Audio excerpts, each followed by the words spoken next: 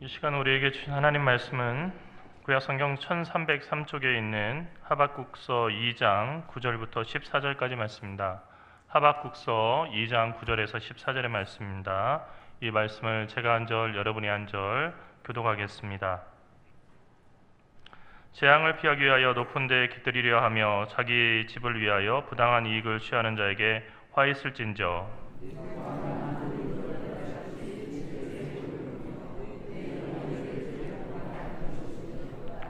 담에서 돌이 부르짖고 집에서 들보가 응답하리라.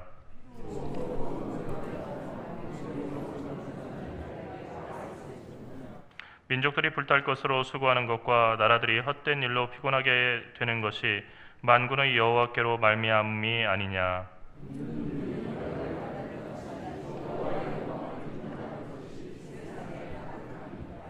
아멘. 시절은 바야흐로 꽃피는 봄이 되었습니다. 지난주에만 해도 감추어졌던 그 꽃잎들이 활짝 펼쳐진 것을 봤습니다. 오늘 저녁 예배를 오다가 잠깐 멈춰서 사진을 찍었는데, 스마트폰으로 사진을 찍었는데, 그것은 오늘 새벽 예배를 드리고 갈 때 보았던 아직 피지 않았던 벚꽃이 오늘 따뜻한 대낮에 햇빛을 받고 활짝 피어서 예쁘게 방긋거리고 있는 것을 보았기 때문입니다.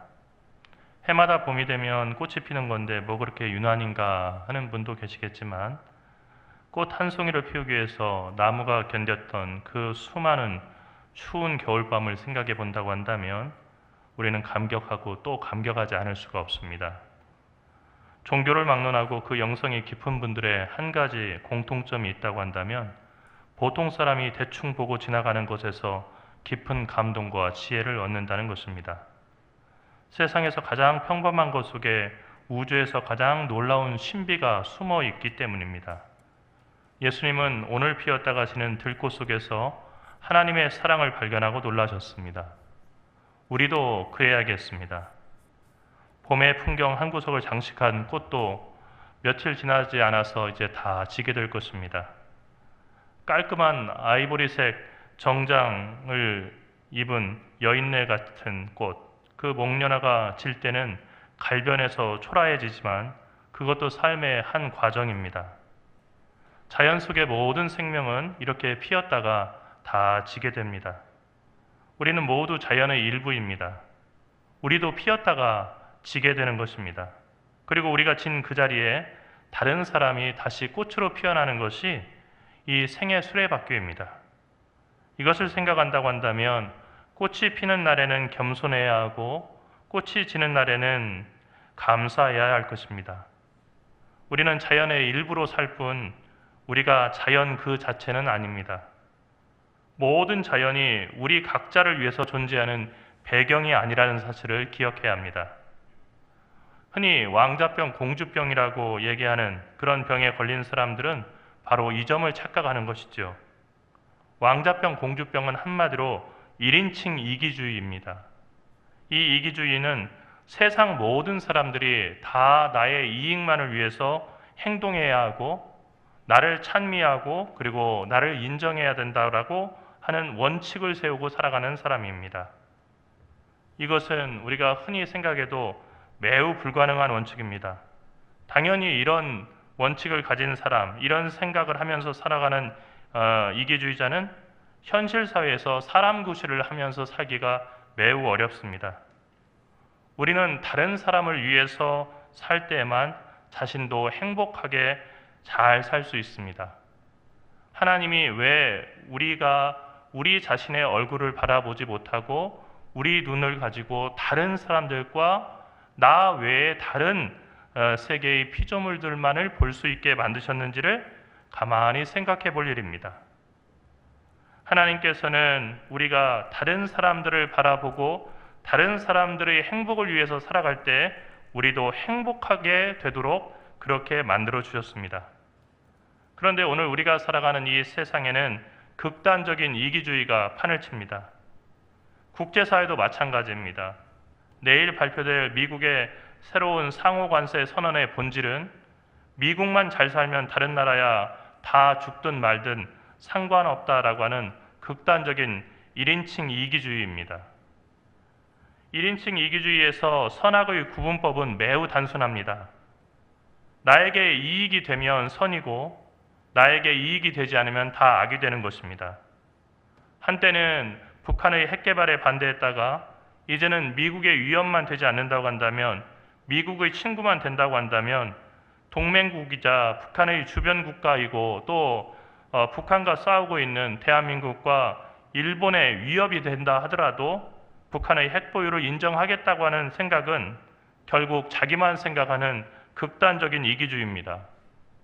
문제는 이러한 국가 이기주의가 결국은 미국 그 자신에게도 해가 된다는 사실입니다. 이러한 주장의 근거는 우리 몸에서 쉽게 찾아볼 수가 있습니다. 여러분, 우리가 치매와 더불어서 가장 두려워하는, 우리 대한민국 21세기를 살아가는 대한민국 사람들이 가장 두려워하는 암이라고 하는 질병을 생각해 봅시다. 암세포는 왜 위험합니까? 암세포는 극단적으로 이기적인 세포이기 때문에 위험합니다. 암세포의 논리는 다른 장기나 혈관, 뼈, 근육은 죽든 말든 나만 영양분을 독차지해서 나만 부쩍부쩍 자라면 그만이다 라고 하는 것입니다. 그리고 실제로 그렇게 합니다. 그 결과 어떻게 됩니까? 자신의 숙주인 사람의 생명을 잃게 합니다. 그리고 결국 자기도 죽게 되는 겁니다. 결국 나만 잘 살고 나만 좋으면 된다는 생각이 자신과 그리고 모두를 죽이는 것입니다. 오늘 읽은 하박국서 2장에는 큰 제국 바벨론에 대한 하나님의 심판 선언이 나옵니다. 화이슬진저라고 하는 말은 사랑을 이야기하는 성경에 기록되기에는 적절하지 않은 말 같은데, 그러나 예수님도 화이슬진저라고 하는 말을 사용하셨고 성경에서는 구석구석 복이 있도다라고 하는 선언과 더불어서 화이슬진저라고 하는 말을 함께 사용하고 있습니다. 바벨론은 유다와 같은 힘없는 이웃 나라들을 무력으로 정복해서 큰 나라가 된 그런 제국이었습니다.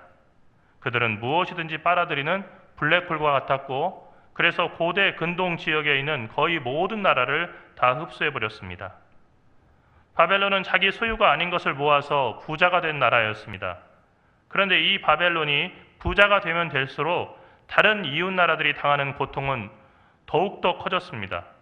오늘 읽은 말씀에서 하박국은 바벨론을 자기 집을 위해 부당한 이익을 취하는 사람에 비유했습니다. 그 집은 수해나 화재 같은 재앙이 와도 자기만 살겠다고 높은 곳에 집을 지은 고관이나 왕의 집이나 궁궐과 같은 집이었습니다. 그런 집을 짓기 위해서 바벨론은 이웃 나라들에게서 부당한 이익을 착취했고 많은 민족을 멸했으며 그리고 많은 사람들을 죽음으로 인도했습니다. 그런데 그것이 바벨론의 영광이 되는 것이 아니라 결국은 하나님의 심판을 받을 죄가 되었다는 것이 바로 하박국의 선언입니다. 이 선언은 하나님께로부터 온 것이었습니다. 하나님은 바벨론이 전혀 대단하지 않고 바벨론이 악함으로 처벌을 받을 수밖에 없다고 하셨습니다. 바벨론은 자신의 안전을 위하고 자신의 부를 과시하기 위해서 집에 들보를 올리고 돌로 담을 둘렀지만 오히려 그 들보와 돌담이 피로 성읍을 건설하며 불의로 성을 건축한 것을 고발하는 증언대가 될 것이라고 하박국은 하나님의 말씀을 전했습니다. 사랑하는 성도 여러분, 무한정 성장하는 그러한 개체나 그런 어떤 단체, 집단은 없습니다. 한 개인도 국가도 흥망성쇠의 과정을 겪게 됩니다. 그런데 개인도 국가도 흥하게 되는 것은 자신이 잘해서가 아니라 하나님께서 그 개인과 나라를 세우시기 때문이고 주변의 사람들과 나라들이 그 개인과 국가를 돕기 때문이라고 하는 것을 우리는 알아야 합니다. 이 점을 안다면 개인도 국가도 겸손해야 하고 다른 사람과 함께 살아가는 지혜를 배워야만 합니다.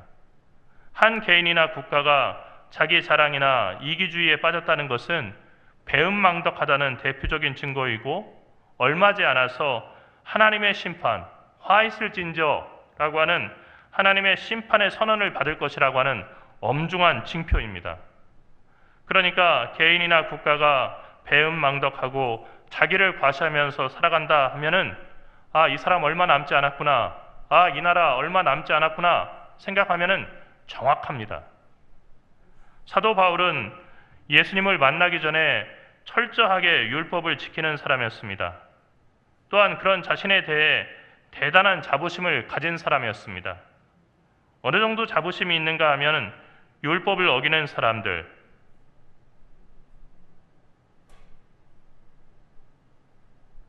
예수를 따르는 무리들을 돌로 쳐 죽이는데 앞장설 만큼 자기 의에 도취된 사람이었습니다. 하지만 부활하신 예수님을 만난 다음 이 바울은 완전히 달라졌습니다. 나의 나된 것은 하나님의 은혜다라고 겸손히 고백하는 사람이 되었고, 나는 죄인 중에 괴수다라고 자신의 허물을 고백하는 겸비한 사람이 되었습니다. 비로소 사람다운 사람이 된 것입니다. 봄입니다. 개나리도 피고 또 목련도 피고 벚꽃도 피고 매화꽃도 핀 것을 봤습니다. 그런데 꽃들은 서로 자기가 더 예쁘다고, 그리고 자기가 더 중요하다고 자랑하거나 다른 꽃이 예쁘게 피었다고 시기하지 않습니다. 개나리는 낮게 펴서 개나리답게 그렇게 피려고 애쓸 뿐이고, 목련은 높게 펴서 다른 꽃이 아닌 목련이 되려고 그렇게 애를 씁니다. 자신과 남을 비교하는 법도 없고 남이 잘 된다고 시기하는 법도 없습니다. 목련꽃이 개나리꽃이 자기보다 낫다고 무시하는 법도 없습니다. 자연은 있는 그대로의 모든 만물이 함께 어우러지고 서로를 존중하고 서로 상대방을 빛나게 합니다. 우리도 그렇게 해야 되겠고 우리도 그렇게 살아야겠습니다. 흑인 해방의 유명한 투사인 윌리엄 로이드 게이슨이라고 하는 분이 계십니다. 윌리엄 로이드 게이슨이 1838년 보스턴에서 발표한 인민 사이의 전반적 평화를 확립하기 위해 창립된 협회의 회원들이 채택한 원칙의 선언문이라고 하는 긴 제목의 글이 있습니다. 이 글이 톨스토이라고 하는 러시아의 작가에게도 보내져서 그가 하나님의 나라는 우리 안에 있다라고 하는 그 책에서 이 글을 소개하는데, 이 글에서 게리슨은 지금의 미국과 세계의 강대국들, 특히 미국의 대통령 트럼프가 깊이 생각해야 할 말을 남겼습니다. 그것은 미국이 어떤 나라가 되어야 되는가 하는 것이었습니다. 그 글은 다음과 같습니다. 우리는 인간이 만든 어떤 국가에 대한 충성도 인정하지 않는다. 우리가 인정하는 것은 인류의 단 하나의 왕이자 입법자, 하나님의 재판관이자 지배자만 있다는 것이다. 우리가 조국으로 인정하는 것은 세계이며 우리가 인정하는 동포도 오직 모든 인류다. 우리는 우리가 다른 나라를 사랑하는 것 같이 우리 조국을 사랑할 뿐이다. 미국 시민으로서의 이익과 권리는 전체 인류의 그것보다 귀중한 것이 아니다. 그러므로 우리는 어떤 국가적인 모욕이나 손해에 대하여 복수하기 위하여 어떤 애국심에도 호소할 수 없다. 우리는 지난 20세기를 통해 병든 자기 나라와 자기의 신념에 대한 극단적인 이기주의가 얼마나 악마 같은 참상을 낳았는지를 여러 번의 전쟁을 통해서 지켜보았고 또 경험을 통해서 느꼈습니다. 그런데 세기가 바뀌어서 20여 년이 지난 지금도 우리는 여전히 깨닫지 못한 채 극단적인 이기주의에 빠져 있고 그리고 과대망상에 빠져 있습니다. 자신을 대단하게 보는 것입니다. 그리스도인이 된다고 하는 것은 국경과 종교, 인종과 문화를 넘어서서 모든 이들에게 관용을 베풀고 모든 이들을 내 몸처럼 사랑하는 사람이 된다는 것을 의미합니다.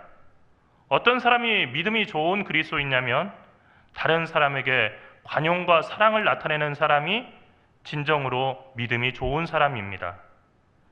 그리스도인이 된다는 것은 나보다 남을 더 낮게 여기고 항상 나보다 다른 사람을 먼저 배려하고 사랑하는 사람이 된다는 것을 의미합니다. 이 점을 잊게 될 때 우리가 우리 자신과 우리나라, 우리의 신앙을 사랑하면 할수록 우리는 다른 사람을 더 괴롭히고 학대하며 착취하게 되는 그런 악으로 더 깊이 빠지게 될 것입니다. 성경은 하나님의 사랑을 담은 책이지만 성경에 가끔씩 화이슬진저라고 하는 저주의 말이 등장하는 것은 우리의 위험한 병든 사랑을 일깨우기 위한 것입니다. 우리에게는 건강하고 자비한 사랑이 필요하지 병들고 위험한 사랑이 필요한 것이 아닙니다. 꽃은 자신의 미모를 뽐내기 위해서 피는 것이 아니라 살아있는 동물들에게 꿀과 열매를 주어서 생명을 유지하게 하기 위해서 피고, 떨어져서 썩어서 양분이 되어서 땅을 비옥하게 하고 풀과 나무가 잘 자라게 하기 위해서 꽃은 피는 것입니다. 이 봄에 우리는 한갓 미물에 지나지 않는 꽃들에게 배워야겠습니다. 그리고 꽃들을 닮아가야겠습니다. 그것이 바로 예수 그리스도를 닮아가는 우리들의 삶의 한 과정이 될 것입니다. 기도하겠습니다. 살아계신 하나님, 은혜와 사랑을 감사합니다.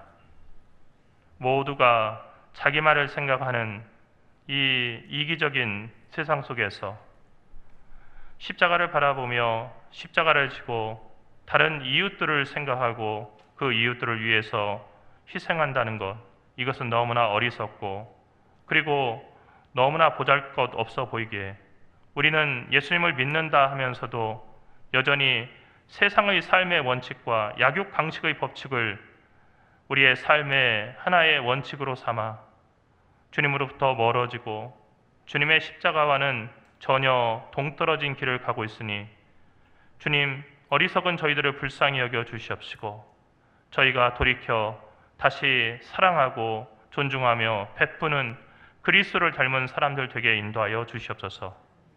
우리들 가운데 사랑이 없어서 삭막해진 이 세상 속에서 우리는 다른 사람만을 탓하며 그리고 정치와 제도를 탓하며 살아왔습니다. 참다운 그리스도인을 만날 수가 없어서 어두워진 이 세상인 줄을 모르고 우리는 다른 사람들의 타락을 욕하며 손가락질하는 데만 집중했었습니다. 하나님, 우리가 다시 돌아와 참회하게 인도하여 주시옵시고 이 봄에 자기를 던져서 세상을 밝히는 꽃처럼 이 세상을 향기롭고 아름다운 곳이 되게 하는 천국의 꽃이 되게 인도하여 주시옵소서. 예수 그리스도를 본받아서 나를 위해서가 아니라 우리 모두를 위해서, 아니 다른 사람들을 위해서 내 생명을 내어줄 수 있는 그런 거룩한 주의 자녀 되게 인도하여 주시옵소서. 사랑하신 예수 그리스도의 이름으로 간절히 기도리옵나이다.